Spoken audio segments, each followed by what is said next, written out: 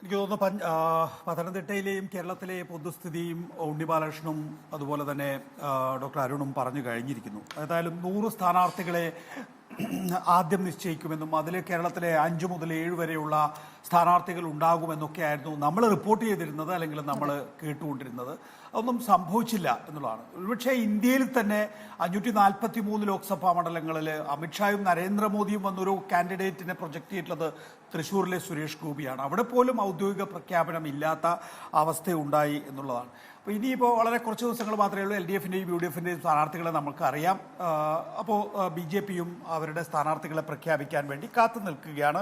അതിനകത്ത് ഈ പറയുന്ന രീതിയിലുള്ള കാലുഷ്യങ്ങൾ, ഇപ്പോൾ പത്തനംതിട്ടയിൽ ഉദാഹരണത്തിന് PC ജോർജിനെ പാർട്ടിയിലേക്ക് കൊണ്ടുവന്നു. PC ജോർജിന് അവിടെ സ്ഥാനാർത്ഥിയാകാൻ ആഗ്രഹമുണ്ട് എന്ന് അദ്ദേഹത്തിൻ്റെ വാക്കുകളിലൂടെ തന്നെ നമ്മൾ മനസ്സിലാക്കി കഴിഞ്ഞിരിക്കുന്നു. കഴിഞ്ഞ ദിവസം ഞാൻ അദ്ദേഹവുമായി ടെലിഫോണിൽ സംസാരിച്ചപ്പോൾ അദ്ദേഹം പറഞ്ഞത് PS ശ്രീധരൻപിള്ളയുടെയും കുമ്മൻ രാജശേഖരൻ്റെയും ഒക്കെ പേര് വരുന്നത് PC ജോർജ് അവിടെ മത്സരിക്കുമെന്ന് കേട്ടപ്പോഴുള്ള ഒരു ഏനക്കേടാണ് എന്നുള്ളതാണ്. അപ്പോൾ ആ നിലയിൽ ആ പാർട്ടിക്കുള്ളിൽ പ്രശ്നങ്ങളുണ്ട് എന്ന് PC ജോർജ് തന്നെ സമ്മതിക്കുകയാണ് ചെയ്യുന്നത്.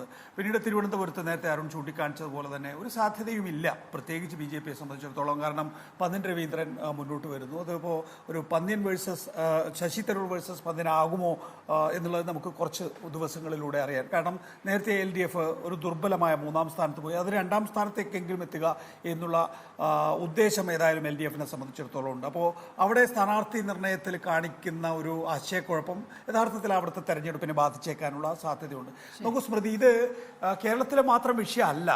നമ്മൾ ദേശീയ തലത്തിൽ എടുത്തു നോക്കിക്കഴിഞ്ഞാൽ ദേശീയ തലത്തിൽ BJPയുടെ സീറ്റ് വിഭജന ചർച്ചകളൊക്കെ വളരെ മന്ദഗതിയിലാണ് പോകുന്നത്. നമ്മൾ കഴിഞ്ഞ ദിവസം ചർച്ച ചെയ്ത ഒരു പ്രധാനപ്പെട്ട വിഷയമുണ്ടല്ലോ, ആം ആദ്മി പാർട്ടിയായിട്ട് കോൺഗ്രസ് സഖ്യം ഉണ്ടാക്കുന്നു, SP-യുമായി കോൺഗ്രസ് സഖ്യം ഉണ്ടാക്കുന്നു, തമിഴ്നാട്ടിൽ DMK അതിൻ്റെ സീറ്റ് വിഭജനം പൂർത്തിയാക്കുന്നു, മഹാരാഷ്ട്രയിൽ അവിടുത്തെ മഹാഗഡ്ബന്ധൻ, ബീഹാറിൽ അവിടുത്തെ മഹാഗഡ്ബന്ധൻ ഒക്കെ തന്നെയും സജീവമായി മുന്നോട്ട് പോകുന്നു.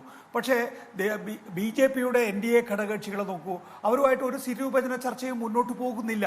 ഉദാഹരണത്തിന് സീറ്റ് വിഭജന ചർച്ച നടത്തേണ്ടത് പ്രധാനമായും ബീഹാറിലാണ്. ബീഹാറിലൊക്കെ തന്നെയും ഒരുപക്ഷെ നിതീഷ് കുമാറുമായിട്ടുള്ള മുന്നണി ബന്ധത്തിന്റെ തുടക്കത്തിൽ തന്നെ എത്ര സീറ്റുകൾ നിങ്ങൾക്ക്, എത്ര സീറ്റുകൾ ഞങ്ങൾക്ക് എന്ന കാര്യത്തിൽ തീരുമാനമെടുത്തിട്ടുണ്ടാവും. പക്ഷേ മഹാരാഷ്ട്രയിൽ അത് ഉണ്ടായിട്ടില്ല. പഞ്ചാബിൽ അകാലിദളുമായിട്ട് ധാരണയുണ്ടാക്കാനുള്ള ശ്രമം നടത്തിയിരുന്നു, അത് നടക്കുന്നില്ല. പ്രത്യേകിച്ച് ഈ കർഷക സമരത്തിന്റെ പശ്ചാത്തലത്തിൽ അകാലിദളുമായിട്ടും RLD-യുമായിട്ടുള്ള സീറ്റ് വിഭജന ചർച്ച മുന്നോട്ട് പോകുന്നില്ല. അപ്പോൾ അങ്ങനെ നിരവധി പ്രശ്നങ്ങളിലാണ് യഥാർത്ഥത്തിൽ BJP. നമ്മൾ ആദ്യം കണ്ട ഒരു പേസ് ഉണ്ടല്ലോ, ആ പേസ് യഥാർത്ഥത്തിൽ ദേശീയ തലത്തിലുമില്ല, സംസ്ഥാന തലത്തിലും.